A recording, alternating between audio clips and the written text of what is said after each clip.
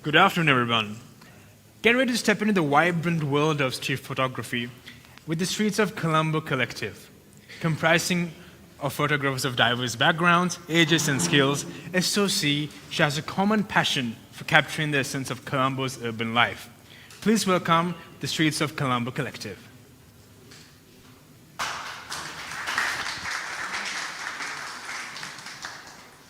Hi, good afternoon. I'm David Blacker, and I'm a member of the Streets of Colombo.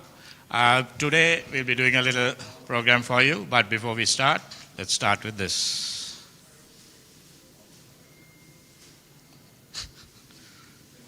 You on? It's not.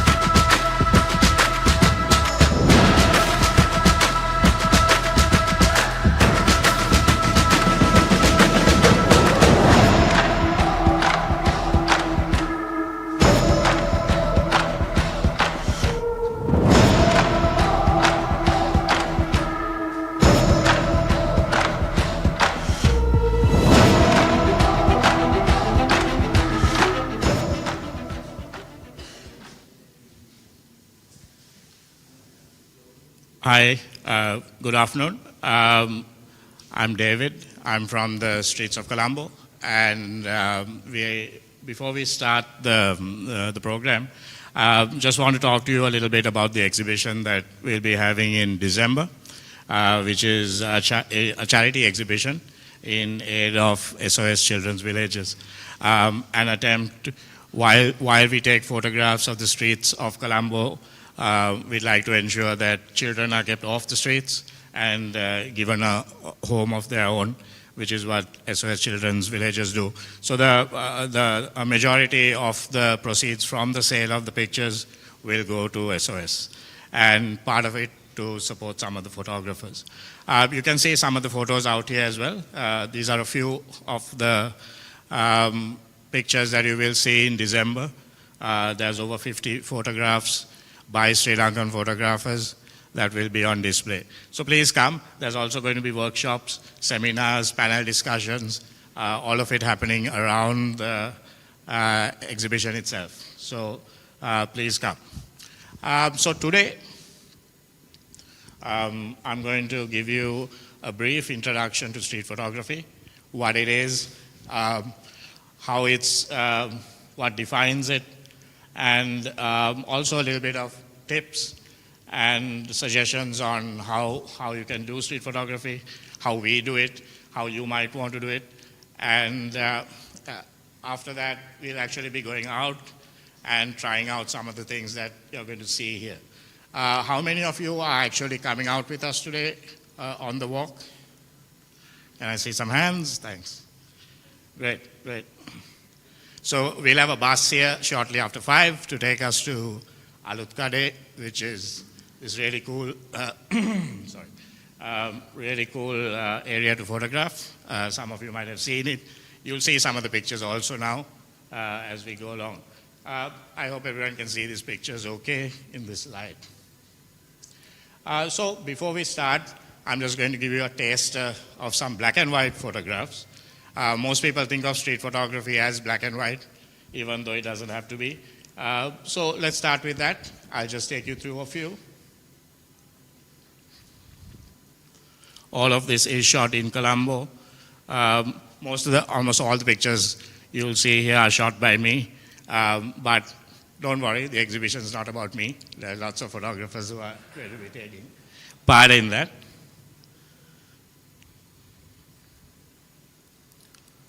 So the pictures you're seeing here are more or less what people think of street photography to be.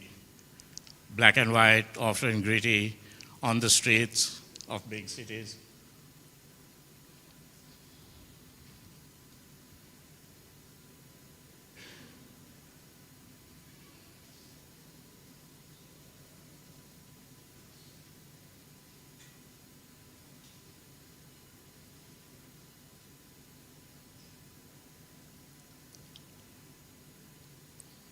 So street photography, what is street photography?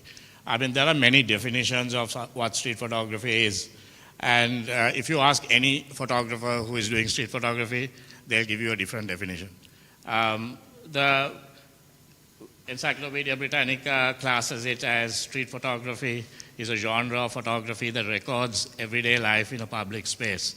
But each street photographer has their own opinion of it. And the genre is both about the photography, about the places that are being shot, but it's also about what the photographers themselves think about those places and how they engage with those places. And their perceptions of what they're seeing then transmitted to the viewer.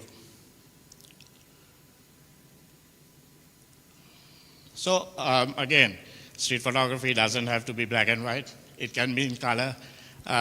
Does street photography need people in it? It can. It doesn't have to be. Does street photography have to be in a city? Again, you ask anyone, any one of the Streets of Colombo photographers who are here, and they'll probably disagree with me right from the start. But again, as I said, a lot of street photography is about what you make it and what you want it to be. So someone might tell you that's not street photography, but who cares? I mean, you're doing it for you.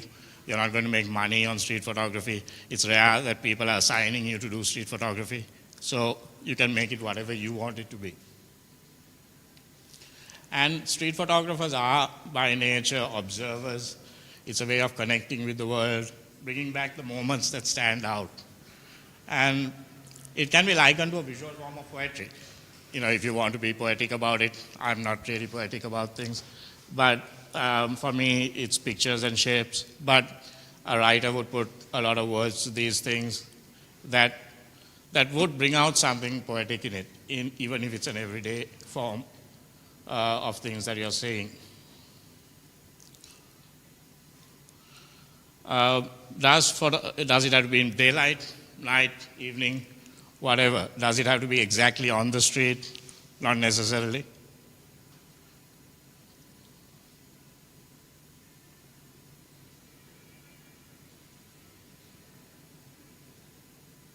Again, color can play a good amount can bring a lot of things into it. This shot, in fact, was almost like a group effort. Johan and I were walking through Petter, and Johan happened to not have a camera with him on that day, which is sometimes good because it makes you see things that sometimes you don't see when you're carrying a camera. And he said, why don't you try and catch this lady against that yellow background? There's yellow on the ground, and I just snapped it. Same thing with this shot as well. So sometimes having a camera with you isn't necessarily something that opens your eyes. You've got to open your eyes, look around you. The camera is just a tool. How do I scroll this?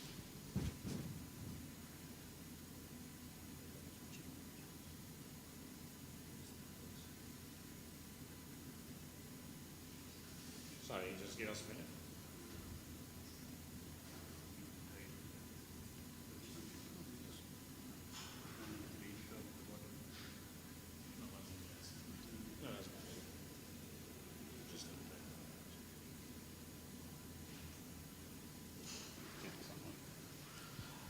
So I'm just going to now take you through some other photos that also will try and break away from the cliches that people think street photography should be, hopefully. So again, like I said, street photography doesn't have to include people, though many photographers like to include people, because having people in it obviously brings emotion to it, gives a story to it that may not always be there if it doesn't have people in it. But the architecture, the textures of a city can still come about in whichever way you look at it, regardless of human interaction in it or human movement in it.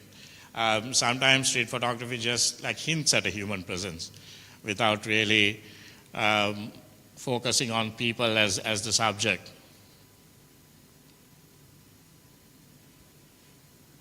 I'm sorry the lighting isn't great here, but you're not seeing it perhaps as I'm seeing it here on the laptop. But again, it's just hinting at humans in that the people aren't the most important part of the shot.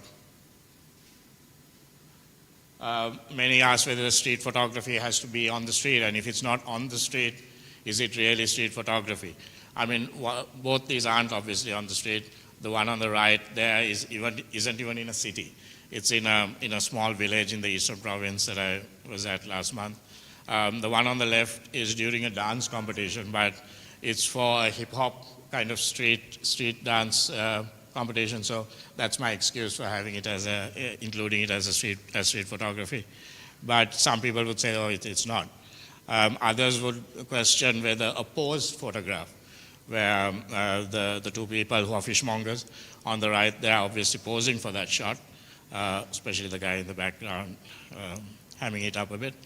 And again, some would say purists, people who think they're purists, might say that's not street photography, it has to be candid, it has to be a moment that's unscripted. It is unscripted, but it is also posed. Again, a shot that's indoors, not on the street. But in my view, the street has a certain culture, it has a certain feel that goes beyond the street. So it could be in cafes, it can be in pubs and bars, but I feel there's a connection to the street. And in my view, the street photography that I do, what I try to aim at, is to give a feeling of what life is like in a city, for people living in a city.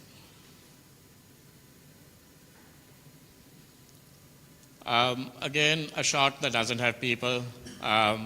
It's in Mount Lavinia, which is on the edge of the city. Doesn't seem an urban shot, but again, to me, it gives a feel of what life is like in a city.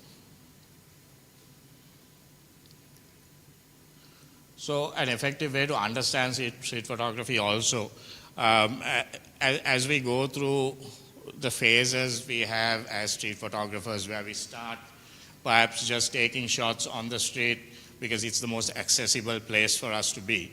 You can, if you're in Colombo, it's just a bus ticket, and you're in downtown Colombo in the city center, a tuk ride away.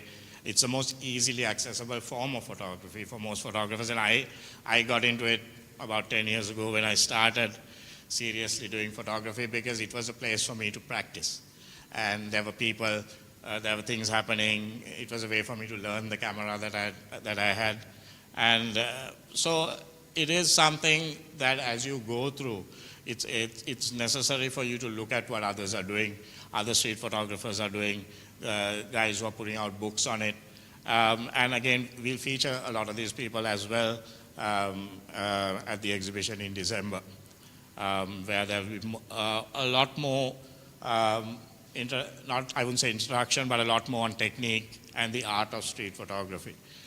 So now you've seen some forms of street photography here, and the next step is to actually do it yourself. So what do you need to know to start off street photography? And you might think, okay, it's going to be awkward, it's going to be slow, and that's true. I mean, when you're learning anything, it takes time. So how do you do it? Let's look at how you do it. And one of the most important things is to find interesting things. And that you may say that sounds really obvious. Of course, nobody wants to shoot boring things. But what you need to understand as a street photographer is that the interesting things come in all forms. And while you're looking at the minarets and the beautiful architecture of Colombo, it's necessary to also not miss what's at your feet. There may be something more interesting at your feet that's just passing you by as you look at the bigger picture. So as a street photographer, you must look for the details, because everything's in the details. And a small detail, an interesting corner can create something for you or a piece of work that has a lot more impact than some of the more expansive shots. Another thing that's necessary to understand what you're doing with street photography is that often when we look at street photography, and you saw a range of photographs before this, is that when you look at a single picture, sometimes you think, what's the big deal? I mean, it's just a photograph. I see stuff like this every day. You've taken a picture of it. Who cares? And it's sometimes necessary to understand it by looking at a set of photographs, which then perhaps give some sort of a story or give some sort of an idea of the situation that's being photographed. It may be a city, it may be an event, it may be a gathering of people. But seeing the pictures as a set, which is why often street photography books are so popular, because those have been curated to give a certain image of a certain place on a particular subject. So I'm just going to show you just half a dozen pictures that I took during COVID, just before the lockdowns, like here where people are queuing. This is a supermarket queue. To some of the pictures I took during the actual lockdown. And just to give you also an idea that street photography doesn't require you to go anywhere. I mean, this was just outside my home, on my street. That's my brother standing just the adequate distance from the people in front of him while buying fish out of a truck. So you can be taking shots in your neighborhood. You don't have to go very far really to make your story. But again, as you look at this, each shot as part of a bigger story does something for the overall idea that perhaps a single photograph would not have done. And today, with Instagram and Facebook and Flickr and those kind of things, sometimes we just see a single picture and we might pass it by because we think, okay, it's okay, it's cool, but moving on. But so perhaps we don't take the time to understand the photography because we are not seeing it in its environment, and that's why sometimes the books of it are a good way to understand it. Again, sorry about the light. The Vesak lanterns in the area there during the lockdown, Vesak.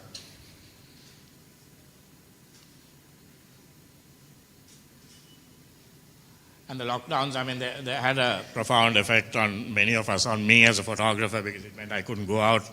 I couldn't take up assignments. I couldn't do anything during that time. So just as it had an effect on me, it had an effect on a lot of people. That's my nephew having his online classes. So it's all part of what the lockdown meant for me. Running out of cigarettes, rationing. I was down to like one cigarette a day by the time the lockdown ended. So it's an idea of what the lockdown was for me. And this is perhaps a poor example, but it gives you an idea that how street photography really should be viewed isn't often. It's not best to see them as single pictures, though there can be cool single pictures, as you might see behind you on those easels. But it's always the sets, the stories, the essays that really do it. I'm now going to just show you a series of shots on Alutkade, which is the place we are going to be visiting right after this. And just to give you an idea again of how a single place in Colombo, how a series of photographs can give you a bigger picture of what that place is like, and perhaps why that place is important and why that place is cool, that a single photograph would not have given.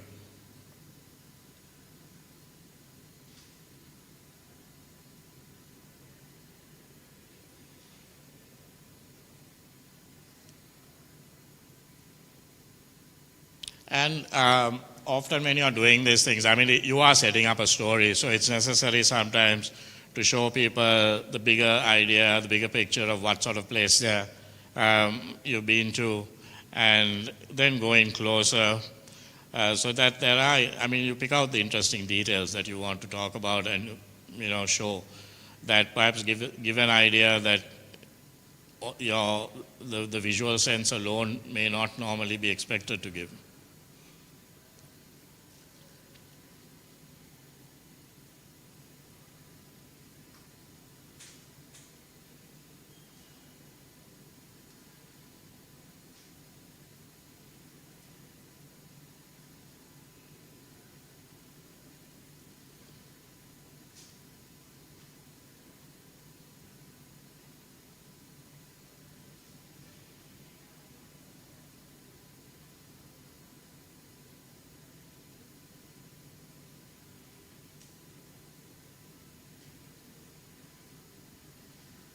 The best tandoori chicken I've had in Sri Lanka, at least in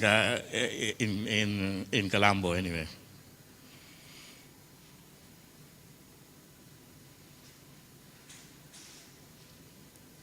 So again, I mean, when you're putting this together, do you mix color and black and white? Do you just stick to black and white?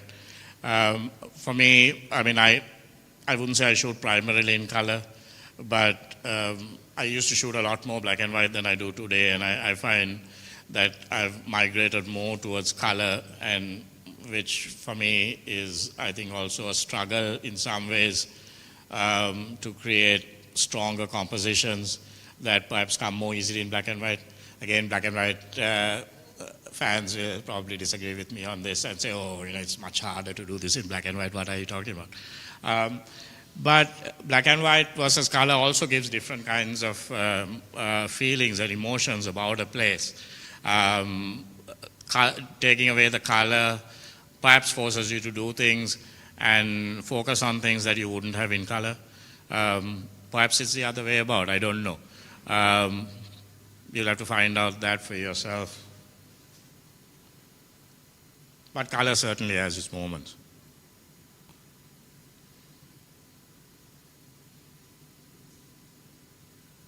So when you're doing these things, when you're putting these pictures together that you've shot and brought back, it's necessary to perhaps group them together under common concepts. Are you talking about food?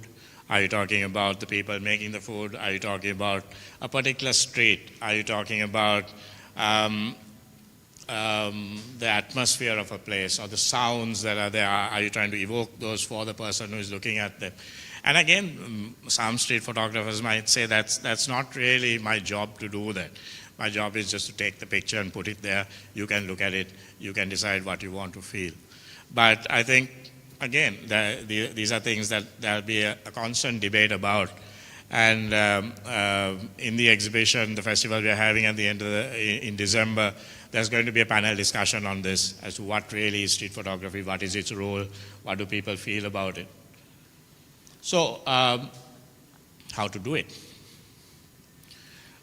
Street photography may seem simple, but there is actually a lot to it, and the initial learning curve can take some time. Having said that, don't let that stop you. I mean, the whole point is to do it, because that's the best way to learn it. And there are a lot of people, you can learn a lot of things from books, you can learn a lot of things by sitting at talks like this, but there's nothing like actually going out and doing it. And the first step is to push through and start doing it. And many might say, yeah, but I'm scared to do this. How do I walk up to a person and take their photograph? How do I do this on the street where everyone's looking at me with my camera? And pushing through that fear is one of the toughest aspects of street photography for many. And but again, what do you do? I mean, the first thing is, where do you go? So it's always easier to go to somewhere that's busy, because there are a lot of people there. You can take a lot of different kinds of shots. That doesn't mean that street photography has to be only in busy places. It doesn't have to be like that, as you will see from some of the pictures. But it's a good place to practice, because it gives you a lot of opportunities for different kinds of focal lengths, different kinds of distances, widths, different kinds of detail that you would need to master. So where you are located is going to be important, and places like PETA are very accessible as well. The other question is, people ask is like, so what do I do when somebody notices me taking their picture? How do I react to that? And what I generally do is, if somebody sees me taking their picture, I just smile and fess up to, yeah, I took your picture. Do you mind? Sometimes they'll walk over and ask me, what are you doing? Why are you taking my picture here? And I'll tell them, I'm doing some photography on Colombo. I thought you had an interesting face, or you're wearing a cool shirt. Whatever, flattery kind of works well. Sri Lankans are generally kind of a lot more open to this than perhaps you would find, say, in a European city or an American city, where people may not really be so open to that. So we are lucky that Colombo is kind of a friendly place. And so just be cool about it and offer to WhatsApp them the photo if they want to have it. If the person says, no, I don't want you taking my picture, be ready to delete it. Offer that. And it's rarely happened to me, but it happened a couple of weeks ago while I was shooting in the Kaiser Street area. This businessman, he had this little stall in this recessed into the wall. I took his picture from across the street and I was starting to walk towards him because I want to take a closer shot. And he saw me and said, basically, he waved no, so I came right up to him. And he said, you've got to ask my permission and all that. And I could have got into a long debate with him and told him that I didn't need his permission to shoot in a public space. But that's not how I want to engage with them. I mean, there are photographers who will say, screw it, I don't care. What are you going to do? Are you going to stop me? But it's all about what kind of photographs you want. And some photographers would be happy to have an antagonistic engagement with the subject, shoot that as well. And there is an argument for that, but I'm not going to make that one. So in general, I try to be nice. And usually people respond well to that. This was shot in Maragama and in Pamunua in the textile market there. And this actually happened by chance. I was actually trying to shoot some people further down this alley, and this guy just walked into the shot, sees me, turns, freezes. I take his picture, and then I have a little chat with him. And I think something like a year later, he sort of saw the picture on Facebook, gave it a like, stuff like that. So, so it works sometimes. Another good way to approach it is to actually tell people, ask people, can I take your picture? I'm doing something on this area. I would like to take your picture. And sometimes even formidable people like this lady agree to it. And it's kind of a good way to start street photography as well, because you don't have that worry of, am I doing something that they don't like? So you're asking permission instead of apologizing, if you like. So you've got, again, a more laid-back approach to it. You've got a chance to then compose the shot a bit better, perhaps, tell them to adjust their position. Again, some people might say this is not street photography. I think it is.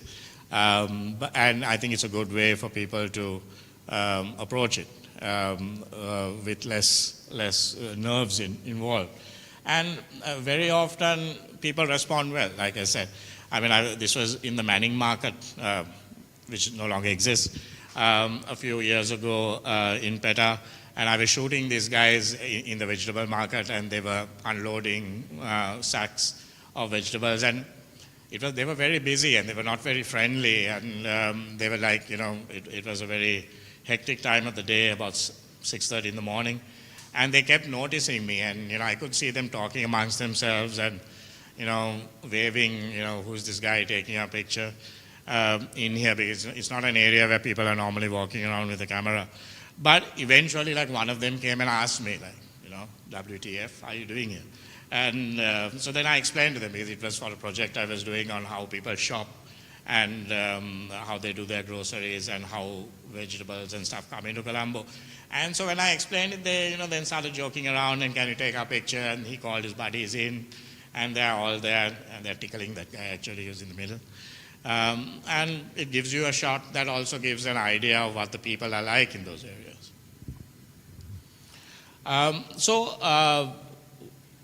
Fear itself is something you've got to just get over.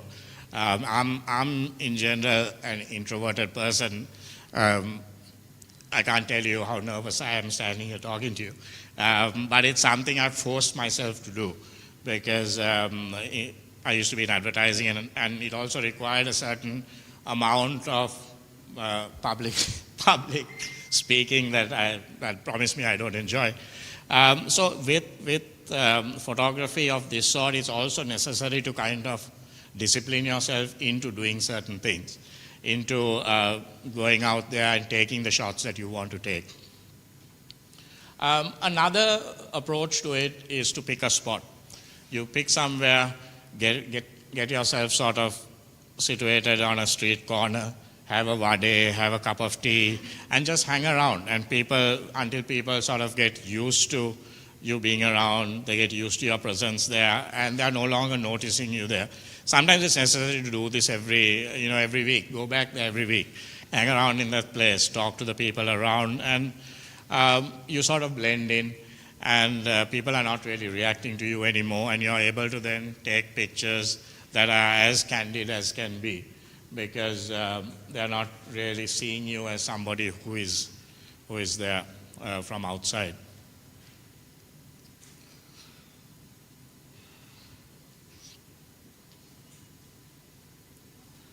And the idea is you try and relax. You might get yourself into one of these little cades there, but you've got to always be ready for the shot. So you have your camera ready, but you do try to blend in or stand out. This is me in Alutade, shot by Ushan. One of our members. Is Ushan still here? Did he go off? Okay. This is a shot by Ushan. Ushan's got blending in down to fine art. He blends in so well.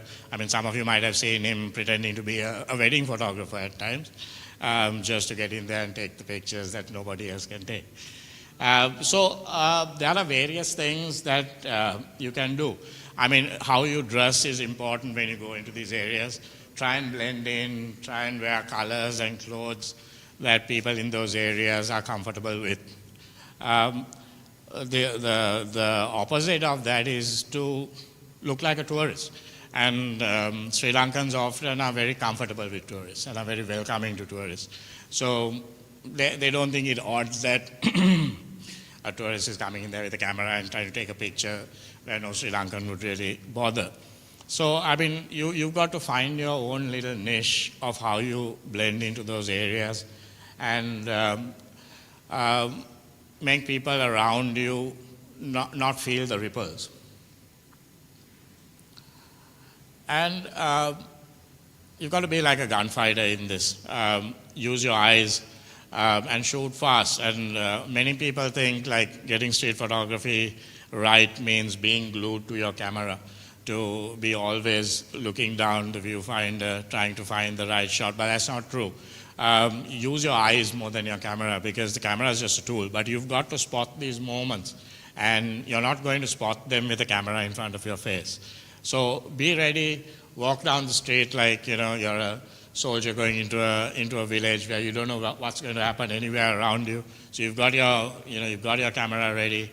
You look for opportunities and you get them, because sometimes these opportunities will just last a couple of seconds and you're not going to be able to replicate it if you miss the shot. So use your eyes. You should be looking down the street while you're taking this shot as well. And go closer. Get closer. Kappa said, if your shots are not good enough, you're not close enough. He eventually got too close in Vietnam, but getting close really in street photography gives you something that you're not really going to get by standing back and watching things. This is again a hip-hop dance competition. This guy just managed to bounce his foot off my camera hood as I pull my camera away, so maybe a bit too close. But getting close really gives you the shots that are going to stand out much more than taking a more staid approach to it. It's not a blanket statement, of course. You can get more wide shots that really are good as well. And be spontaneous. If you're seeing a shot, you're in the wrong position, you're not balanced right, the horizontal and vertical lines are not right, it doesn't matter.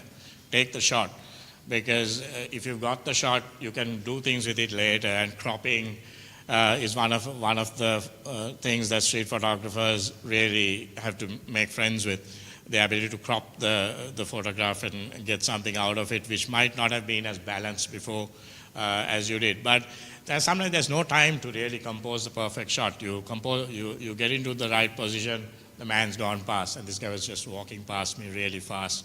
I just took 2 shots, one was in focus. And that's how it's got to be. You've got to be spontaneous, you've got to take the shot. Expect that you're going to have 80% of your shots being shots you're going to throw away. But if you've got a few good ones, that's good. And catch the emotions. If you're going to shoot people, there's no point shooting 100 people with bland faces that say nothing. You've got to take pictures that are going to say something about what those people are feeling, what they're thinking. The real pulse of a city is its people. So if you are taking people, and I'm not saying you have to be taking people, like we said before, it can be anything. It can be wildlife, as you see on one of those pictures there. But if you're taking people, make them people that are saying something. This was taken during the Argalea, police on the barricades here, and when I took this shot, to me it looked, the policeman was holding this barricade against the protesters trying to get into the finance ministry. But in his eyes, I could say that his eyes were not on the job. He was like, doing it mechanically. So maybe he was thinking about his family back home, standing in food queues, whatever. So for me, that shot probably is a 1 or 2 from the hundreds I took during the Argalea that I would like to keep.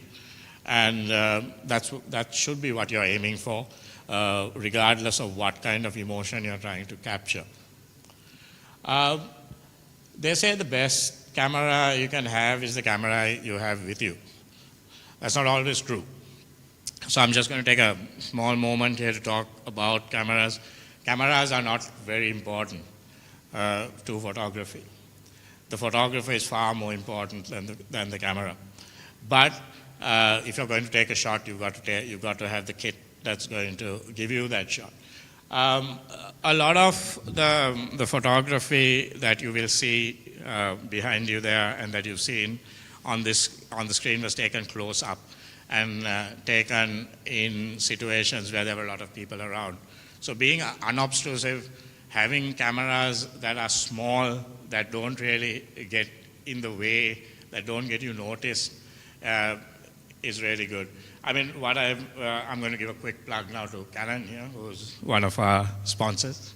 Canon, of the Canon cameras that I've used, I use an R6 now, which is a mirrorless camera I've just got onto. But one of my favorite cameras actually is an older Canon camera, the M6 Mark III here. And for me, what I really like is that it's about the same length and width as my iPhone, just a bit fatter, and of course it's got a lens on it. So this is a really cool one. Canon's discontinuing this line, sadly, of M cameras as they move us all down onto the R cameras. So if you can get one of these cheap, get it. Because it's a really good camera worth using for street photography, because it's so small.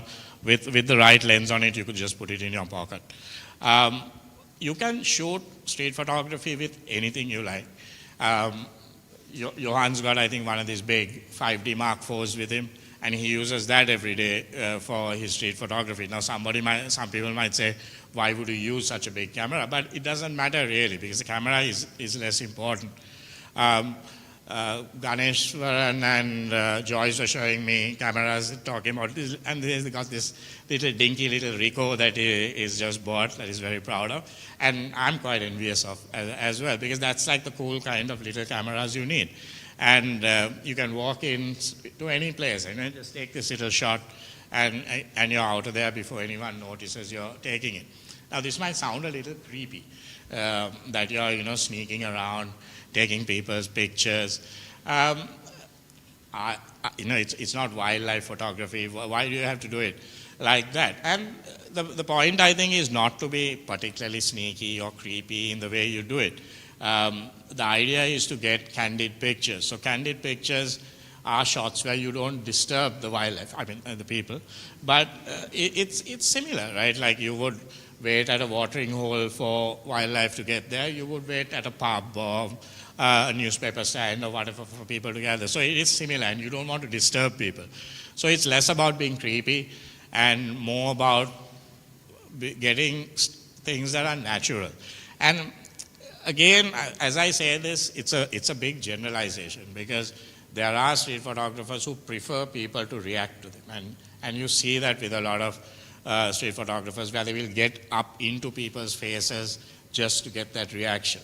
And very often the reaction isn't particularly good, but they want a reaction. So that's a different form of street photography. It is street photography. So, but again, having a small camera gets you right up to somebody. You don't, the temptation to stand back, zoom in and take the shot isn't there. So it causes you to walk it. I'm not saying you can't use zooms, and I do use zooms from time to time. And they give you a little bit of flexibility. When you're walking down the street, you might see a shot that you just can't get to with the smaller lens you have to. It may be just 5 feet away, and you're not going to make those 5 feet before that scene is gone.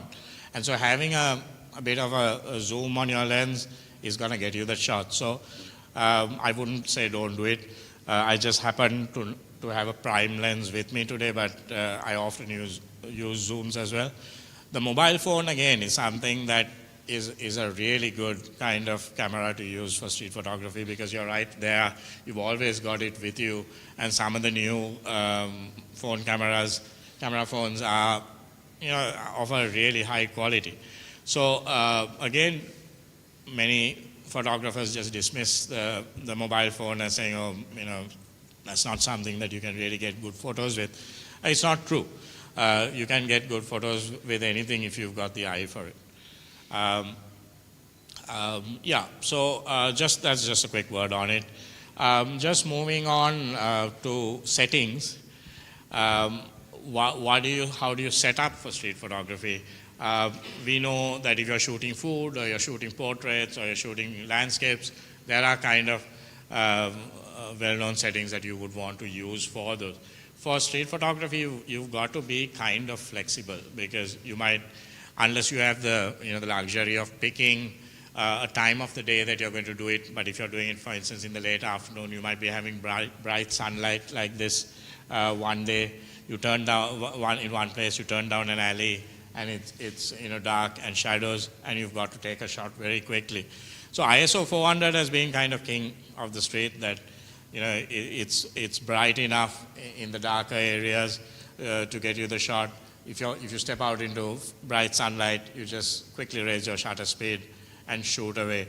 Again, having switched to an R6 recently, I've been a lot more flexible on ISO, because that camera and a lot of the R cameras, you can program the button. So I have ISO always at my fingertips, so I'm able to switch whenever I want to. And I know that's not just with Canons, but I'm just talking about the one I use.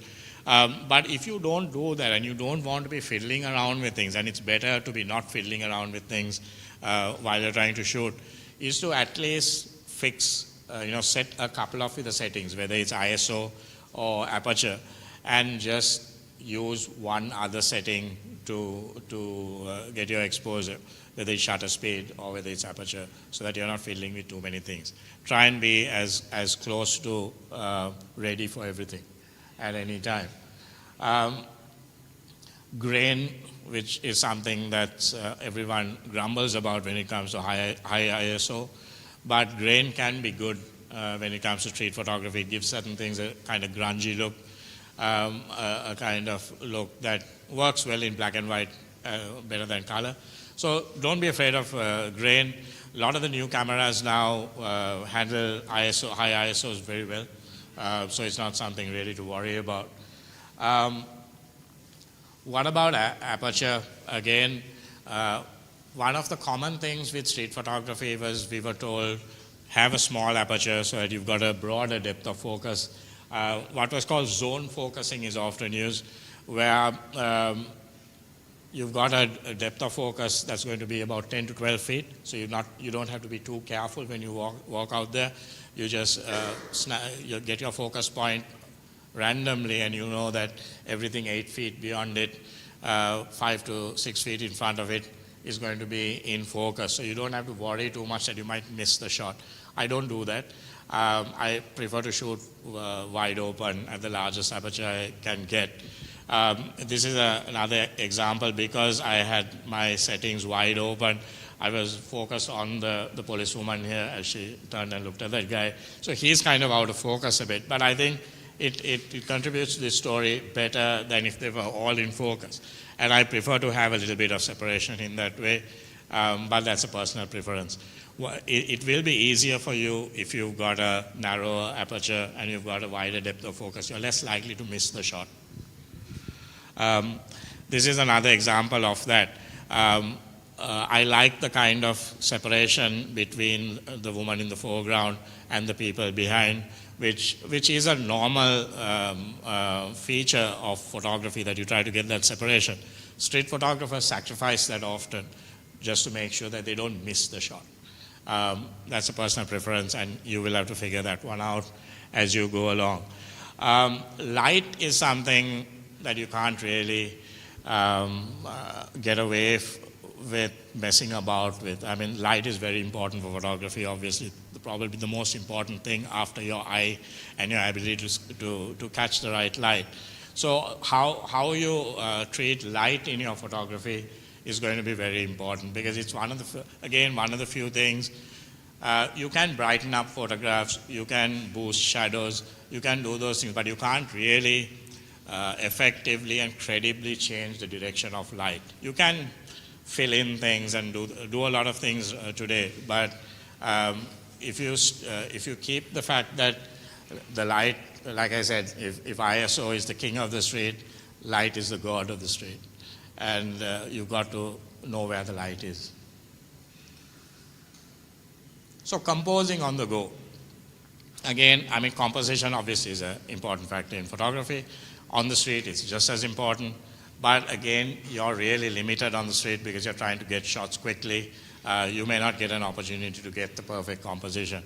And this is where editing comes in a lot. And a lot of people will tell you, real photographers don't edit their pictures, which is nonsense. The best photographers spend more time editing than they do shooting, as Ansel Adams himself said.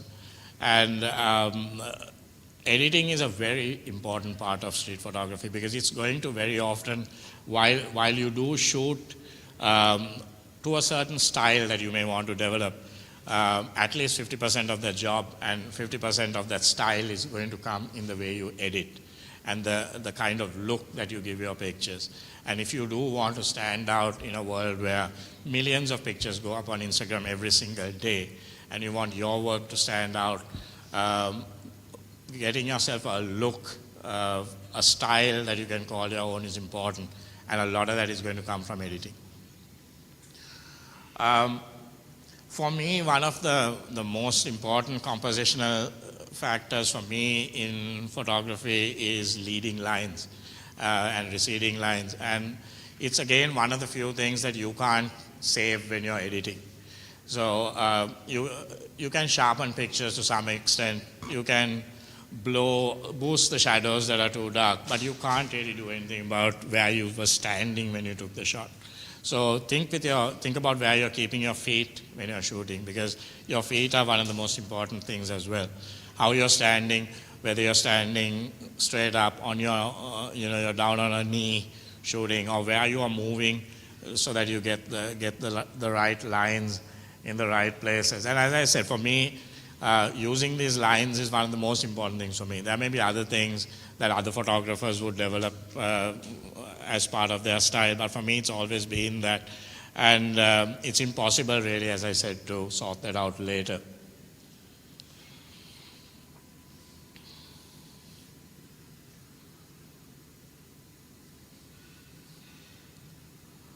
So again, the ethics of it. is it okay to go out there and take pictures of people on the street and then go and put their pictures up on walls and make money off it? I think it's okay. If you're shooting things in a public space, everyone's in a public space, they're fair game. There are every country has its own laws, and one of the most common laws is that while you can use it as art, you can't sell it as part of a commercial venture for a brand or something like that without those people's permission. Other street photographers have their own ethics and rules on it. Like some people won't shoot children because they feel that's exploitation. There are certain things some people won't shoot. What I tend to avoid shooting, I won't shoot captive elephants because I don't think elephants should be captive. So even when they're on the streets, I won't shoot elephants. The other thing I won't shoot is homeless people. And the only times I've shot homeless people is when they have asked me to shoot them. And this gentleman is one of them. The main reason why I don't is I feel there is a power imbalance when you take out a camera in front of somebody who is perhaps asking you for money. And the person feels obliged to pose for your photo because he thinks you might compensate him for it. And so there is a power imbalance there. And as a photographer on the street, the dynamic between you and the subject should also be a natural one, and it shouldn't be one that's monetized in any way. So even if the person isn't going to ask me for money, I just won't take that shot unless they ask me. And he did ask me, can you take my picture? This was in the Force Market in Petta a few years ago, and I did take the shot. This guy, I wasn't sure whether he was homeless, but this was on Main Street, and he had an interesting face, and I said, can I take your picture? And he said yes. And then he asked me, can you also pay me something? And I said, no, I can't pay you for the shot. Then he said, oh, it's okay, go ahead. I knew he didn't really think it was okay because he would have liked to have got some money, but I took the shot because he said it was okay. And that's another thing. I mean, very often as you're walking around Colombo and taking pictures, people will ask you for money. And I would advise you not to pay for pictures that you're going to take. Because as I said, it changes the dynamic. It changes the balance between you and the subject when you pay them for the shot, because it's no longer then a natural thing. Also, you're kind of screwing the scene up for other photographers who come after you, who would then also be obliged to pay to get any photographs. And I think that's something we need to avoid and keep it natural. So just to conclude this, take these photos for yourself, right? Because don't take it for the Instagram likes, tempting as they are.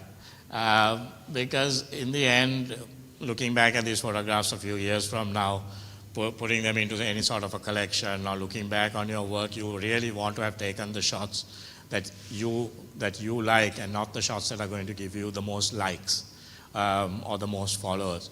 So take the shots for yourself. Enjoy the walks. Enjoy the areas that you're walking around. Try and get to know the people in those areas, because that will give you more shots. It will give you better shots. And just enjoy the ride, because in the end, if you're not really comfortable and at home in the places you're shooting with the people around you, you're not really going to get those shots. And don't give up hope.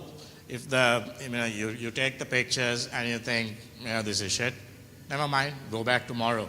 The places are still there. There'll be new situations to shoot. So keep trying, keep going at it. In the end, as I said, the shots are for you. So you've got to decide whether they're good shots or not. Don't worry too much about what other people think. Yeah. That's all, folks.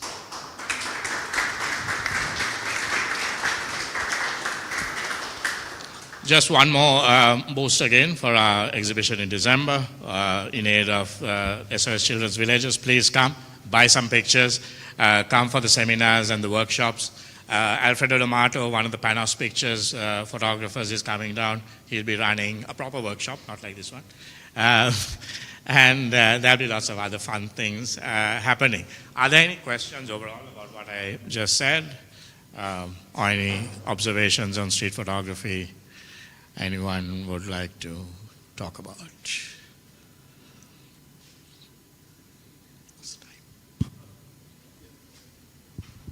If there are any questions, you can come up to us, any one of us at any time.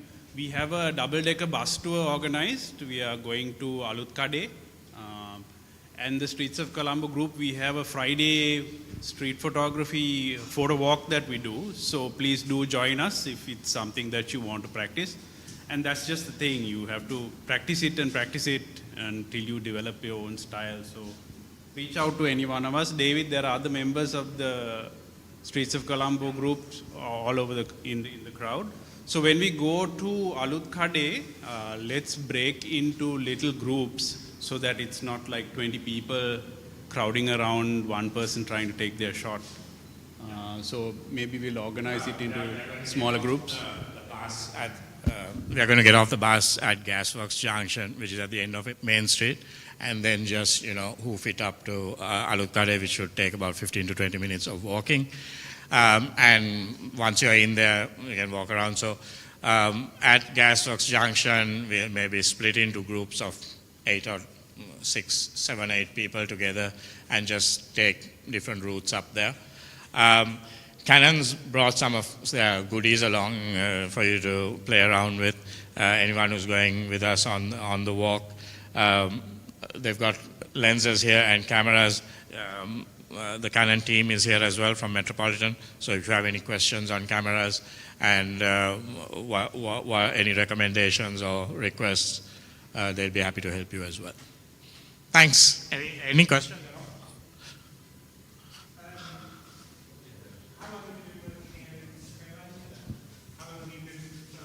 Well, I've been in Sri Lanka my whole life, but seriously since about 2013, yeah, about 10 years.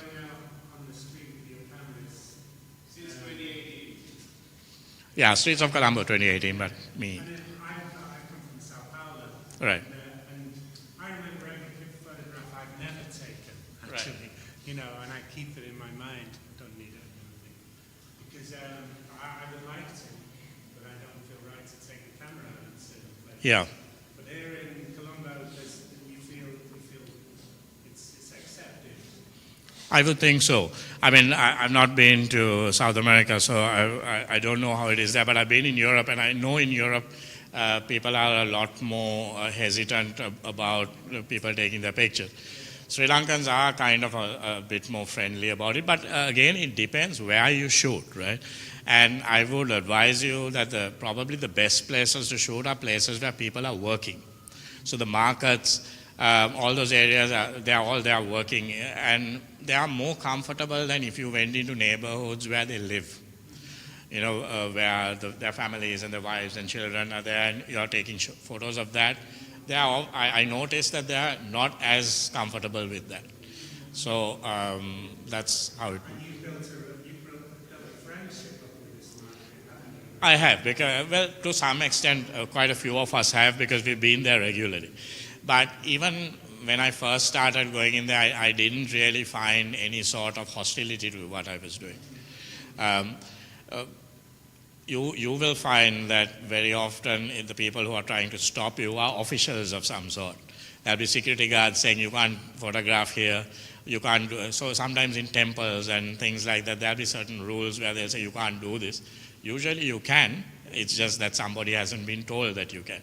So try and, be friendly, try and smile your way through. And usually if they know you're a visitor to Sri Lanka, they're a little bit more flexible on it.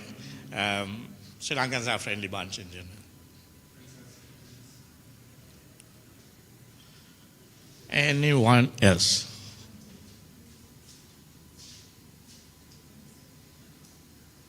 No? Okay. All right. So we'll wrap it now. The bus should be ready. 10 minutes. Okay. So we go. So you got 10 minutes. Have a look at the cameras. We'll be around. There are Streets of Colombo people here, other than me and Johan. It's not a game to find them. They'll identify themselves, I think. Thank you, everyone.